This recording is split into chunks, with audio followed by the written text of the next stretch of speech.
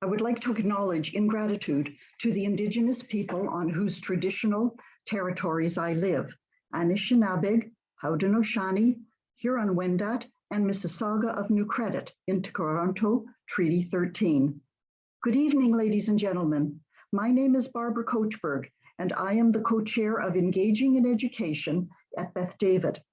In partnership with Adath Israel, Beth Emeth, and Beth David, and grateful for the sponsorship of this event by Four Elms, it is my honor to welcome you to our presentation of Inside the West Bank and Gaza, Politics and Power in the Palestinian Authority and Hamas, in conversation with Palestinian human rights activist Bassem Eid, who is a Jerusalem-based political analyst, human rights pioneer, and expert commentator on the Arab and Palestinian affairs.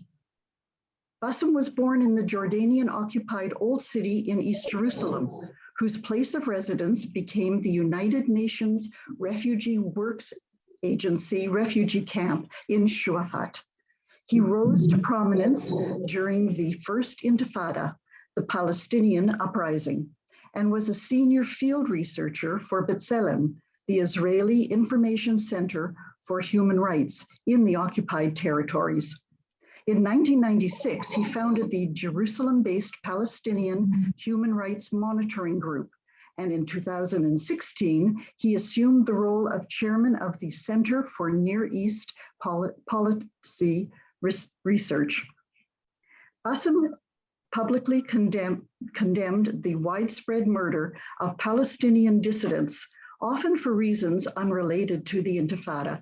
And in 1995, following his report about the Palestinian leaders following his report about the Palestinian Preventative Security Service, he came under attack by some Palestinian leaders for revealing human rights violations committed by the Palestinian Authority. Arrested by Arafat's presidential guard known as Force 17, he was released after 25 hours following widespread international condemnation. Bassem Eid has spent 26 years researching UNRWA policies and has written extensively on the subject of UNRWA reform. He is an outspoken critic of the boycott, divestment, and sanctions movement, and we welcome him tonight to share his insights with us. Bassem, please share with us. Thank you so much, Barbara, for the introduction. And thanks for Adath Israel for the invitation. And I would like to welcome and to thank all the audience who are joining us this evening. I really would like to start probably from the last 2 or 2.5 weeks, which is unfortunately a storm of terror hits the state of Israel in the past 2 weeks. 3 terrorist Palestinians within few minutes killed 11 innocent people. No reason for such kind of thing, but only because they are Jews. And this is the mentality of the fundamentalism and the extremism of the Islam. Those 3 terrorists, well known as supporters of ISIS. 2 of them almost joined ISIS. One went to Syria, and the second one went to Iraq. And then after a few months, both of them came back to Israel. What Israel did, that they accused them by joining a terrorist organization. They present charges. They brought them to the court, and both of them has been sentenced for few years imprisonment. Now, by keeping these two terrorists in the prison for few years is not enough, because the problem is the ideology that these people has in their brain. How we can clean is such kind of ideology from their brains. This is impossible. And this is what Israel, the state of Israel, should have to be aware, that is such kind of terrorists, they will continue being a huge threat to the state, because the ideology that they are holding in their minds and in their brain. Now, no doubt that the Hamas and the Islamic Jihad are the one who should have to be blamed. Because while the Hamas trying to keep the Gaza front quiet, in the meantime, they are trying to incite inside Israel and in the West Bank.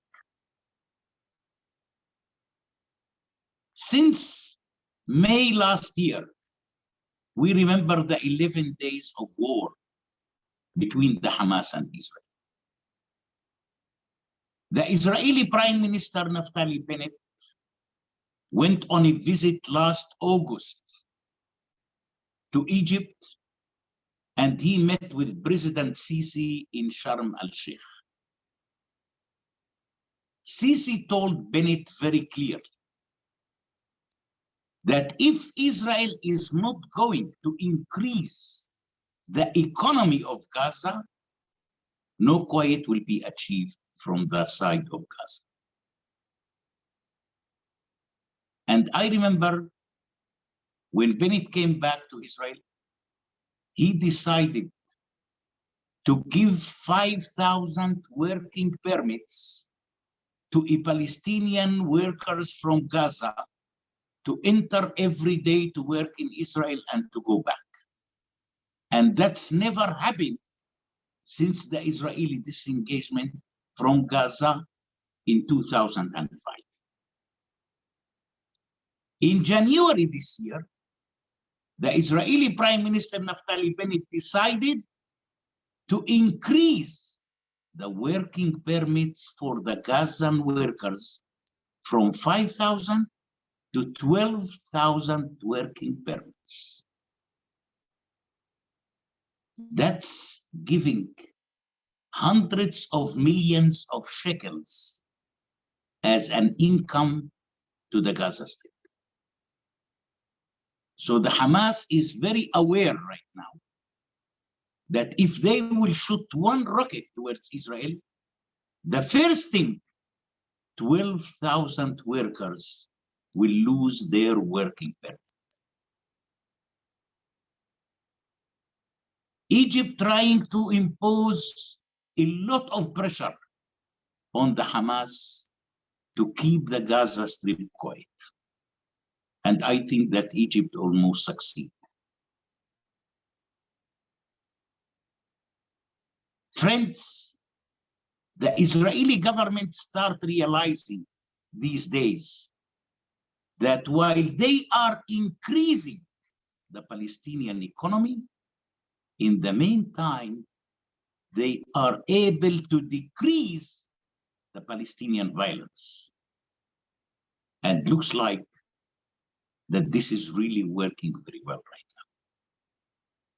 But in the meantime, Hamas couldn't, and the Islamic Jihad couldn't stop their activities. These people are employees.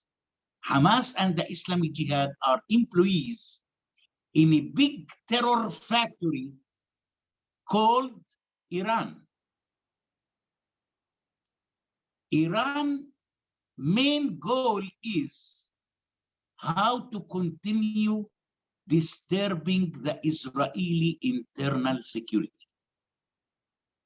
This is the main job of the Iranians right now in the Middle East. And unfortunately, they have so many employees in the Middle East, like the Hamas, the Islamic Jihad, and Hezbollah. This is one of the major problems right now that, in my opinion, the Palestinians and the Israelis are facing, the Iranian terror. On the other side, the Israeli Arab, also they have their own extremism and fundamentalists. We know the different Islamic wings inside Israel. The Islamic North Wing and the Islamic South Wing. Those are, in the meantime, also paid by the Iranians and also trying to incite more and more inside Israel. Look to the praise during Fridays, to the speeches in the mosques. It's unbelievable. I think that Israel should have to be aware from those people. And we are talking about a couple of hundreds. We are not talking even about 1,000.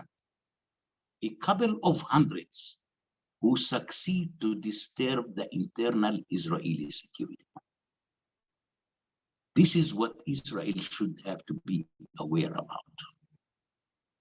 Now, if we will move to the West Bank, I don't see that the Palestinian president is able to control the West Bank, especially when we look to the Jenin district, where is the third terrorist in Bnei Brak came from.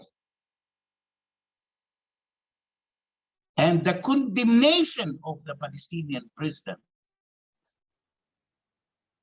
didn't come from a goodwill when he condemned the Bnei Brak terrorist attack. The Palestinian president received a telephone call from the Israeli Minister of Defense. And the Israeli Minister of Defense told Abbas, you should have to condemn. The Palestinian president received a telephone call from the US Secretary. And the US Secretary told Abbas, you should have to condemn. And after these two telephone calls, Abbas condemned the terror attack in Bnei Brak. So that condemnation didn't ever come from goodwill of Abbas. I think that the Palestinian leadership in the West Bank also trying to add oil to the flame. I didn't see Abbas appearing on the Palestinian TV calling for people to keep quiet. I never ever saw him doing so. So that's one of the major problems I think that the Israelis are suffering from. Friends, people, the Palestinians, in my opinion, the majority of the Palestinians, in my opinion, are people who are seeking dignity rather than identity. I used to go to visit some refugee camps in the West Bank. And when I am meeting with the Palestinian youths in these refugee camps, I used to tell them that homeland is not the place where you're born. Homeland is the place where you can find dignity, justice, and freedoms. which is unfortunately, those three important issues are completely absent under the Palestinian Authority.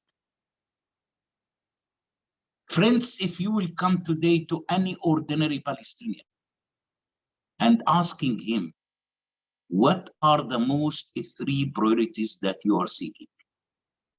He will say a job to survive, to secure the education system and the health system for my children. Nobody is talking about the wall. Nobody is talking about settlements. Nobody even talking about the foundation of the Palestinian state. Why? Because the majority of the Palestinians almost lost the trust in their leadership.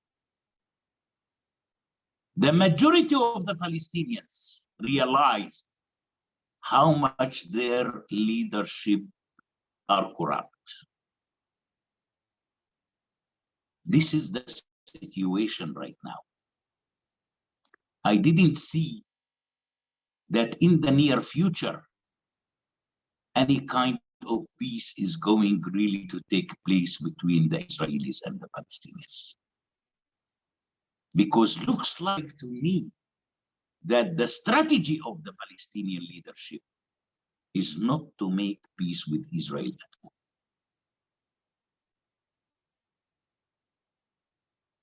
This is one of the major problems.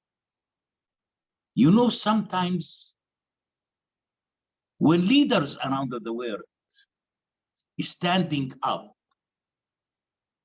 by saying we are supporting the two-state solution for two people, including President Biden, by the way. But in the meantime, those leaders don't understand that the Palestinian leadership is completely against the two-state solution for two people. You know what the Palestinian leadership in favor of? Three-state solution for two people. Because the Hamas right now defending their own Islamic emirate in the Gaza Strip. Abbas is defending his own empire in the West Bank and the state of Israel. This is exactly the three-state solution. And this is how we are living since 2005, since the Israeli disengagement from the Gaza Strip. And looks like that everyone is so satisfied with his own. Palestinians are not interested in any kind of unity between themselves, between the Fatah and the Hamas, or between the West Bank and the Gaza Strip. The Palestinians want to keep the Gaza Strip and the West Bank separated. And this is also one of the most obstacles, in my opinion, towards a future peace between the Israelis and the Palestinians. The Palestinians should have to start realizing that with violence, we will achieve zero things. And I think that we have a so long experience with that. We tried the suicide bomb. We tried the rockets. We tried stabbing people. We tried to hit people by cars. What we achieve from that? Just zero thing. And I believe that the majority of the Palestinians are people who are seeking a good economy. Friends, these days, we have 150,000 Palestinian workers entering from the West Bank to inside Israel every early morning. 150,000. Beside that number, we have another 15,000 who are entering to Israel illegally.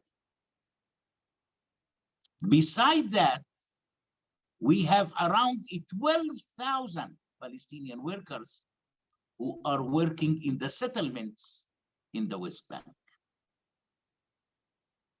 You are talking about billions of shekels a month as an income to the West Bank. Imagine if Israel tomorrow will decide to boycott the Palestinian workers. What will happen to us? Who is going to help us? Arab leaders are going to find jobs for us. Arab leaders are going to welcome us in their countries to work? Of course not. Of course not.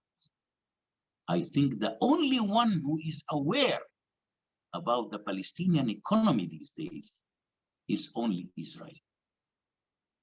Only Israel. Look to the Iranians, what they are donating to the Gaza Strip: munitions to kill people. I never ever hear that Iran sent to Gaza any kind of food or any kind of medicines. Only munitions to kill people. That's what is Iran is doing. Now, on the other side, I am a person who is really very, very optimistic towards the Abraham's Accord. I think that the Abraham's Accords can contribute positively to the Israeli-Palestinian conflict. Look to the United Arab Emirates right now. They are going to invest billions of dollars in Israel. That will create a lot of jobs, which is, in my opinion, the Palestinians are going to benefit a lot from that. We shouldn't have to be against any kind of normalization between any Arab country and Israel. The opposite. More and more normalization with Israel, in my opinion, that's probably will rebuild the bridge between the Israelis and the Palestinians to get together. Right now, we have a huge, deep gap that we couldn't meet each other. We couldn't sit with each other. So probably such kind of normalization with the Arab countries will probably build the bridge to bring us together. I am very optimistic, and I really hope that more and more Arab countries will join the Abraham Accords, because this is probably the only way which might pave the way towards a future peace between the Israelis and the Palestinians. So I will stop right now and looking for my conversation with Rabbi Kotler. Thank you so much. It's so wonderful having you join us, Bassem. And I'm just Thank you, Rabbi. Very glad that Stan Grossman of Club Chaimed Israel made the shidduch, as we say. And I have a lot of questions, and this program was billed as a in conversation with, and it turns out you're having the conversation with me. So the plan is for all of our guests, Bassem and I will be speaking for the next 15, 20 minutes or so. And then I see that questions are coming in already on our Q&A. So I'm going to direct you, if you have questions, please park them there. And once we get to the question answer period, I'll be looking at those and then asking our guest those questions. So thank you very much, and please keep them coming in. So a piece of news which didn't make a lot of headlines in the Israeli press, or certainly the English language Israeli press, and certainly not in Canadian or American press, was that yesterday, and this isn't so surprising given the history, yesterday, Israeli authorities once again arrested and detained Adnan Gaith. I'm sorry if I'm pronouncing it incorrectly, the Palestinian Authority's Jerusalem governor. And they held him for a few hours, and now he's banned again from entering into the West Bank. And the reason given by the spokesperson for the Israeli forces was that he was engaging in Palestinian activity.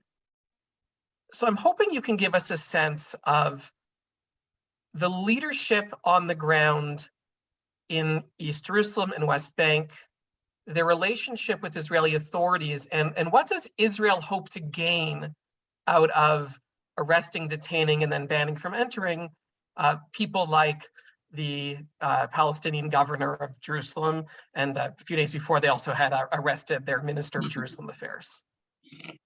Yeah, unfortunately, Jerusalem these days became the heart, let me say, of the conflict between the Israelis and the Palestinians.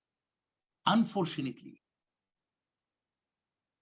it became a kind of a competition these days between the Hamas and the Fatah. Who is going to escalate the situation more and more in East Jerusalem? It's a huge competition these days between the Fatah and the Hamas. The Fatah told the Hamas that you are in Gaza and you couldn't come to Jerusalem to protect Al-Aqsa Mosque. We are the Fatah, already exist in Jerusalem, and we are going to protect the Al-Aqsa Mosque. That's the story of Jerusalem. And Israel became, you know, in between the Hamas hammer and the Fatah anvil. Now, on the other side, no doubt that the Fatah is trying to incite more and more against the Israelis. You couldn't believe on the social media, the Fatah wrote that Israel is going to demolish Al-Aqsa Mosque.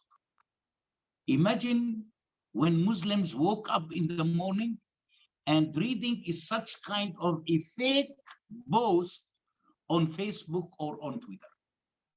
Then everybody start boiling here. Everybody want to run towards Al-Aqsa to protect it from the Israeli demolition. So much fake news the Fatah publishing on the social media, which is at the end bringing for more and more incitement towards violence from the Palestinian side against the Israelis. In the meantime, the Fatah other goal is how to continue keeping the Palestinian issue on the international agenda. You know, 2 years of Corona, the Israeli-Palestinian conflict was forgotten totally. Now the war between Russia and Ukraine, also the Israeli-Palestinian conflict is not on the international agenda. So the Fatah is trying to make their own propaganda, mainly in East Jerusalem, in terms to continue keeping the Palestinian cause on the international agenda. This is unfortunately what is going on. You know, and we are talking about tens of people, believe me. They are even less than 100 who are trying to provoke the situation, mainly at Damascus Gate. These people are Fatah people, and these people get paid by the Fatah. They are completely unemployed, and they are getting the money from the Fatah. This is how the Fatah is spreading their fake news and spending the international community money just on violence and hatred. Thank you. I also want to thank you for putting on a tie. I didn't wear one because, you know, in that region of the Thank world, you. no one wears ties. I wanted to make you feel comfortable, but now you make me look bad. Thank you. What are you gonna You do? looks very good, Rabbi. Thank you. I'm glad that you mentioned the war in Ukraine, because a couple of days ago, one of your journalist colleagues at Haaretz, where you write, Dahlia Scheindlin, wrote a piece titled "Ukraine War: Why Most Israelis Blame Putin, but Most Palestinians Don't." I know you've been out of the region for a bit traveling, but what are Palestinians thinking about this war? What is their approach to Ukraine and Putin and the violence there? I don't think that that much Palestinians thinking about what is going on in Ukraine. In the meantime, the Palestinian Authority, who has a very strong friendship with Russia, they refuse, to condemn the Russian terror, let me call it, in Ukraine. And that it hasn't exactly been overly aggressive in condemning Russia either. Exactly. I think that the Palestinian Authority trying, to keep a blind eyes on what is going on between Russia and Ukraine.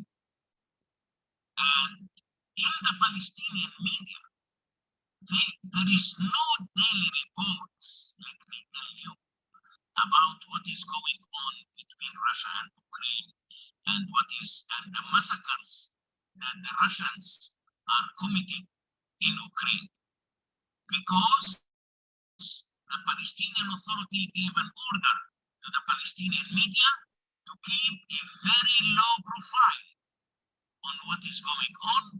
This is not our business. Our business is only with the Israelis, and we should have to continue focusing on the Israelis. That's the policy of the Palestinian Authority. So not that much Palestinians are really talking about what is going on in between Russia and Ukraine. You know what is shocked me right now? That when let's say some people, couple of people killed around the world, used to be organized a lot of demonstrations around the world. I didn't see really any kind of demonstrations right now against Russia and the massacres that they are committing inside Ukraine. I didn't see a big attention among the international community, unfortunately, on what is really going in Ukraine. And that's really shocked me, why people are keeping so silent and so quiet towards all of those massacres that Russia is committing inside Ukraine. Okay, thank you. I just want to acknowledge to everyone, we are aware of the audio issue, and we're hoping that it will resolve. The next question I have is about identity. You actually surprised me in a sense by using the term we. We tried terrorism, we tried this, we tried that, and where did it bring us? My generation, and I think certainly most of the people who are participating this evening, grew up with the term of Israeli Arab. Arabs living in Israel with Israeli citizenship. But we know that starting around the Second Intifada, particularly when we had demonstrations in the Galilee, that the term Palestinian Israeli started becoming much more common, and the idea being that Arab citizens of Israel began taking on or feeling more strongly the Palestinian identity and identifying with Palestinians. I know that you've written and had thoughts about this based on certain polling data. What kind of relationship exists between Palestinians who live in Gaza and the West Bank who do not have Israeli citizenship to Arabs who live in Israel with Palestinian citizenship, and those who live in East Jerusalem with blue cards, who have permits of residency Yes. to be there. Right. See, I can say first of all that one of the major problems of the Israeli Arabs who are living inside Israel, these people are living under a shattered identity. Sometimes they consider themselves as Israelis. Sometimes they consider themselves as Palestinians. Depends on the circumstances. Now, everybody knows that these people are holding the Israeli passport. So they are citizens of the state of Israel.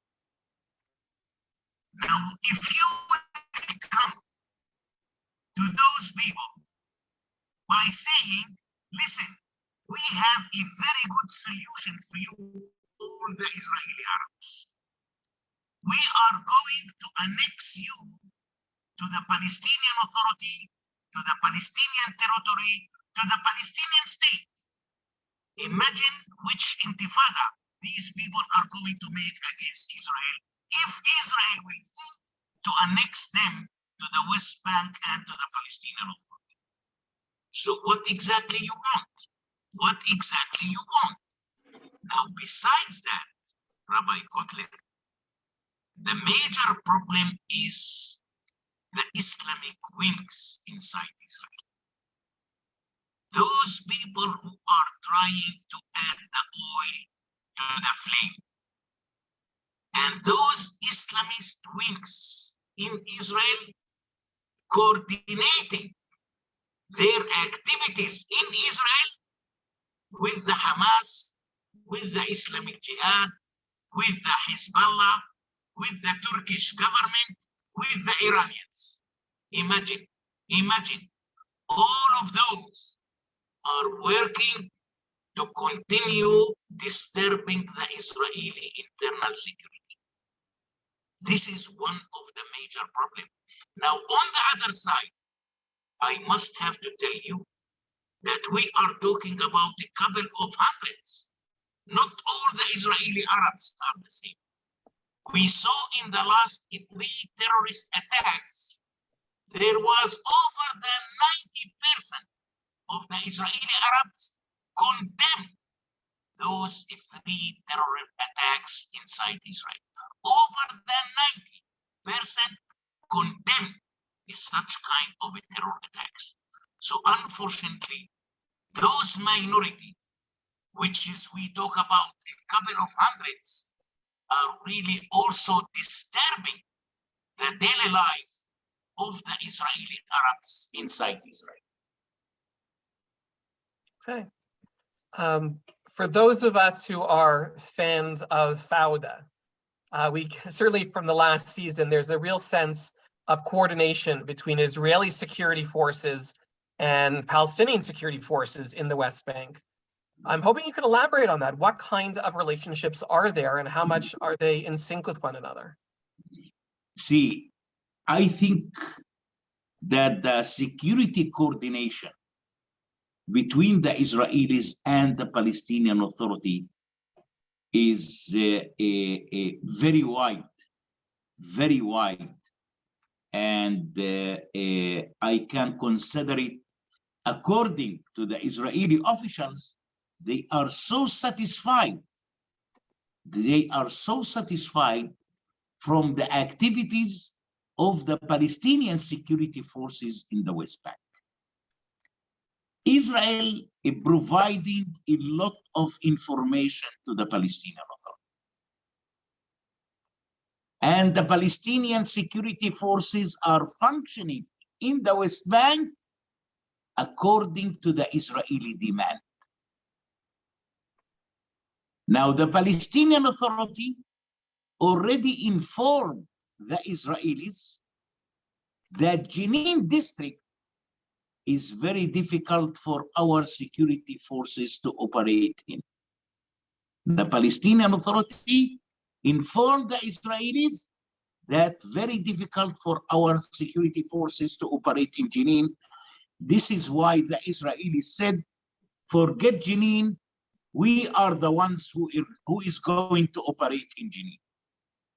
And this is how what's happened in Jenin every day in the past 1 week, since that terror activist came out of the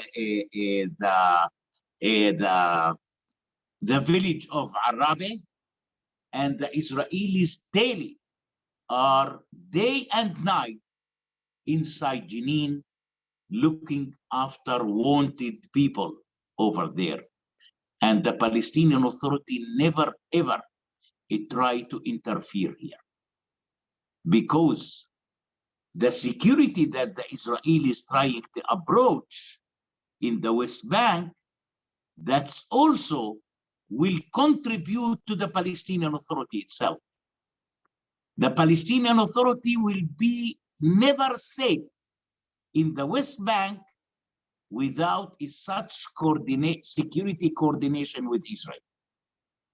We used to say all the time that the one who is protecting the Palestinian Authority is Israel, not the Palestinian security forces.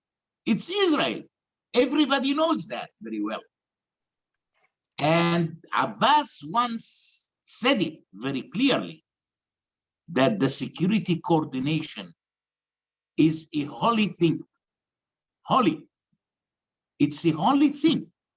And I think in the meantime, the Americans are trying also to improve such kind of security forces and security coordination between the Palestinians and the Israelis by adding more aid to the Palestinian Authority in terms to continue keeping such a strong security coordination between the Palestinians and the Israelis.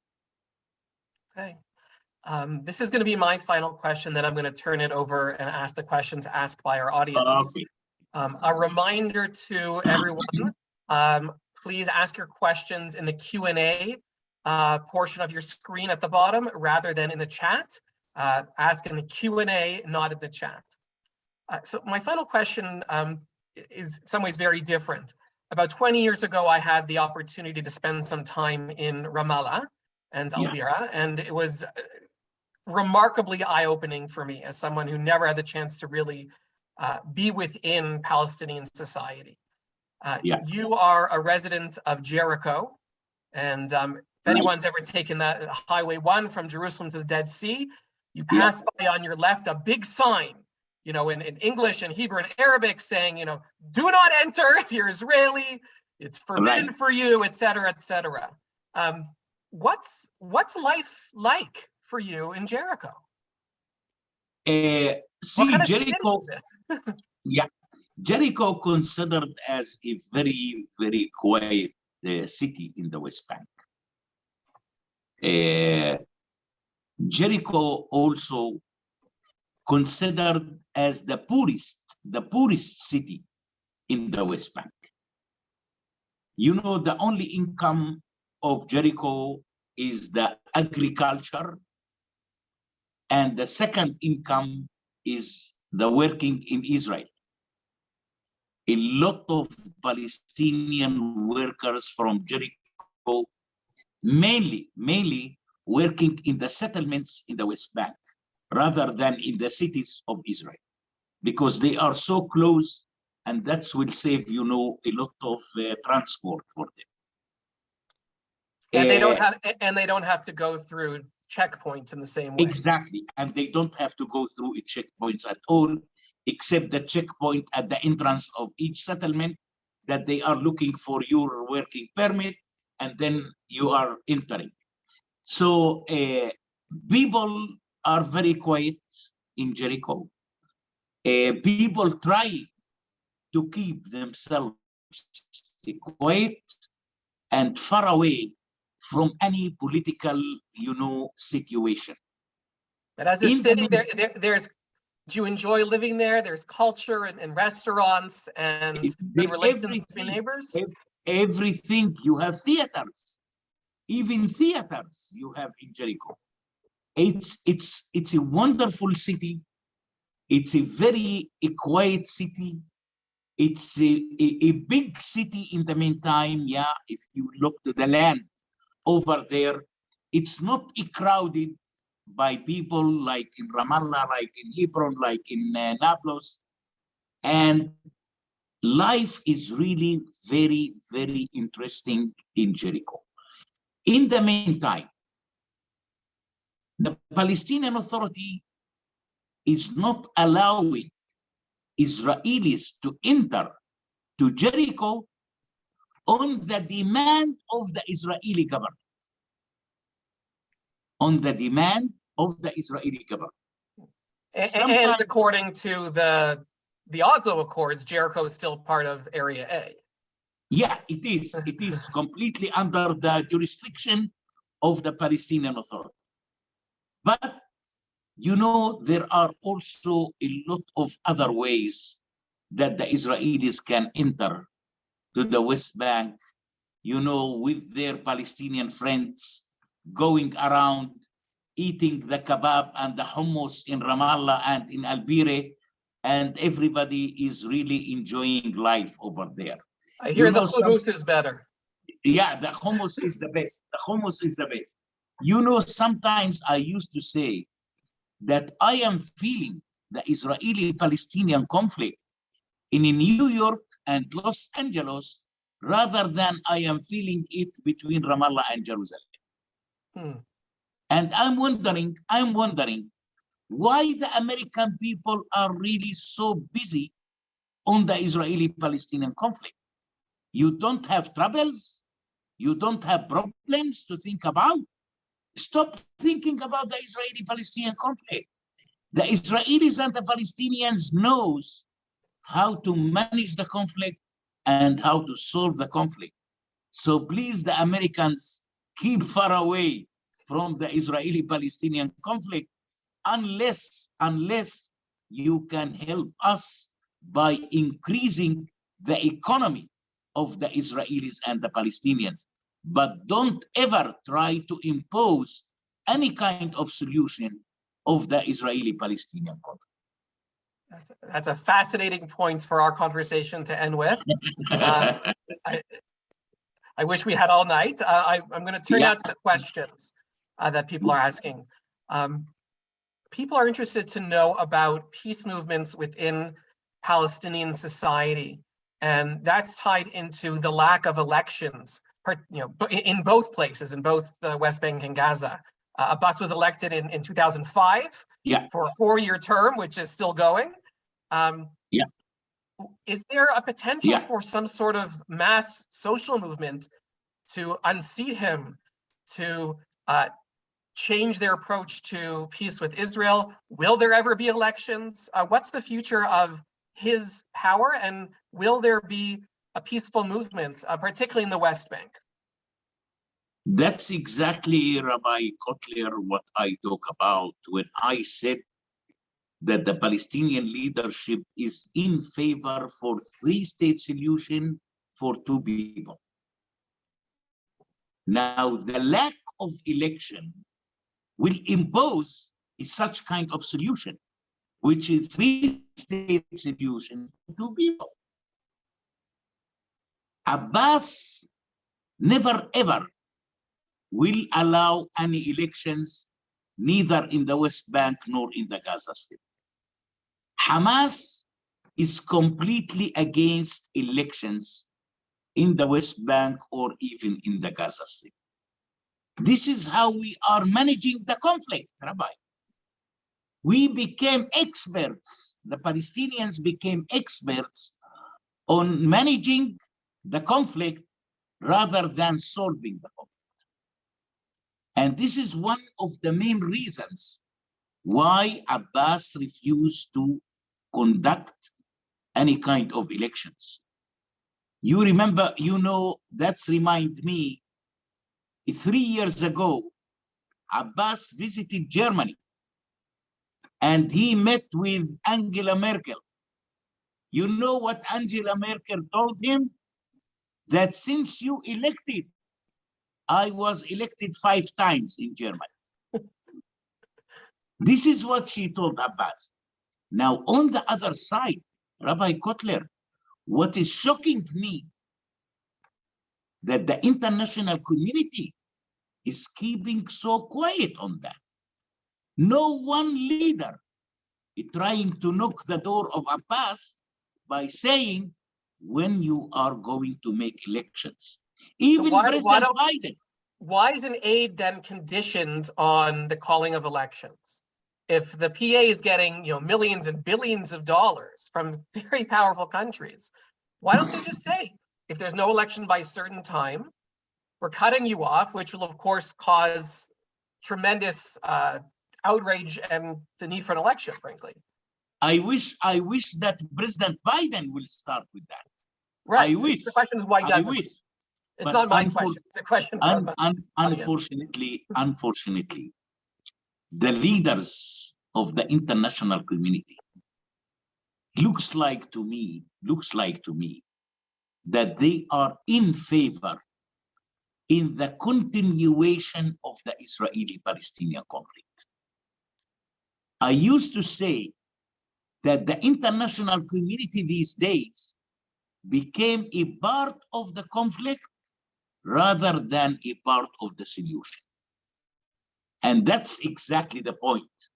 No one leader standing up by saying, Mr. Abbas, when you are going to make elections, no aid to the Palestinian Authority till elections will take place. That will never happen. That will never happen because the international community already became a part of the conflict. Okay. The participants are worried about you, and they're asking, how are you viewed within Palestinian society? Are you risking your life? Are you safe? How are you accepted or not?